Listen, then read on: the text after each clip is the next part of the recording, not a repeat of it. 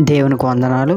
ఈ వీడియోలో మనం చూసినట్లయితే అమెరికా దేశంలో కాలిఫోర్నియా లాస్ ఏంజల్స్లో కారు చిచ్చు వల్ల భయంకరమైన పరిస్థితి అక్కడ సంభవించింది.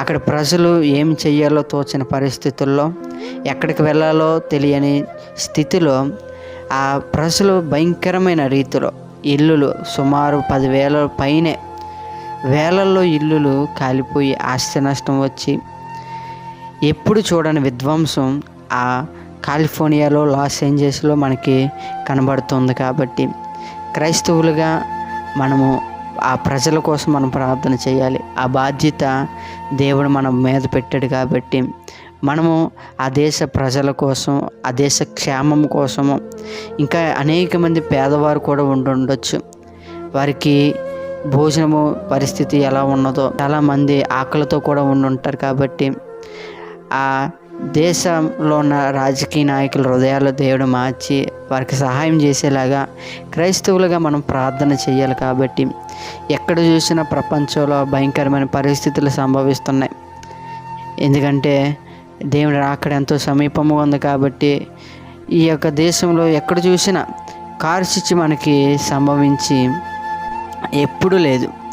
ఎప్పుడు కూడా కాలిఫోర్నియాలో ఇటువంటి భయంకరమైన సంఘటన జరగలేదు. కాబట్టి క్రైస్తవునిగా మనం ప్రార్థన చేద్దాం. ఇక మనకు వీడియోస్ మనకి కనబడుతున్నాయి. చూడండి ఎంత అగ్ని కనబడుతుందో, చూడండి ఎన్ని ఇల్లులు కాలిపోతున్నాయో, ఎంత ఆస్తి నష్టం జరుగుతుందో. చాలా సంపన్న పట్టణం అంటారు దాన్ని. చాలామంది పేరు ప్రఖ్యాతిగాంచిన వారి యొక్క ఇల్లులు కూడా సైతం కూడా కాలిపోతున్నాయి. కాబట్టి మనం ఆ దేశ ప్రజల కోసం ప్రార్థన చేద్దాం, వారి క్షేమం కోసం మనం ప్రార్థన చేద్దాం. చూడండి ఈ వీడియోస్ని మన అలా చూస్తూ ఉండండి. వీడియో కనబడుతుంది, చూడండి ఎంత అగ్ని వస్తుందో, చూడండి ఎంత భయంకరమైన పరిస్థితి సంభవిస్తుందో. చూడండి ప్రజలు చూడండి ఎలా వెళ్తున్నారు. ఎంతో భయంకరమైన పరిస్థితి అక్కడ మనకి కనబడుతుంది. చాలామంది వలస వెళ్ళిపోతున్నారు అక్కడి నుండి. చూడండి అడవి మొత్తం కూడా కారు చిచ్చు వల్ల అడవి, చూడండి పట్టణం అంతా కూడా ఎంతో భయంకరమైన మంటలు. చూడండి మనం ఎక్కువ ఆ ప్రాంతాల కోసం మనం ప్రార్థన చేయాలి. చూడండి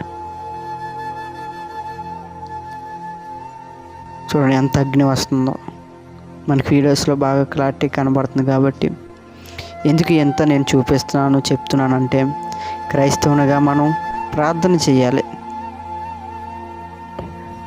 ఎంతో అగ్ని వస్తుంది కాబట్టి ప్రార్థన. అందుకే ప్రే ఫర్ కాలిఫోర్నియా. ఎక్కడి నుండో మొదలై కారు చిచ్చు ఆ ప్రాంతాలన్నిటికీ కూడా వ్యాప్తి చెంది పోలీసులు కూడా అరికట్టలేని పరిస్థితుల్లో, రాజకీయ నాయకులు కూడా ఏం చేయాలో తెలియలేని పరిస్థితుల్లో ఎంతో భయంకరమైన విమానాల ద్వారా, ఒకవైపు నుండి హెలికాప్టర్ల ద్వారా ఆపివేయడానికి ఎంతో ప్రయత్నిస్తున్నారు. కానీ వారి చేత కావట్లేదు. కాబట్టి మనం ప్రార్థన చేద్దాం. ఆ దేశ క్షేమాల కోసం ప్రార్థన చేద్దాం. అలా వీడియో చూడండి.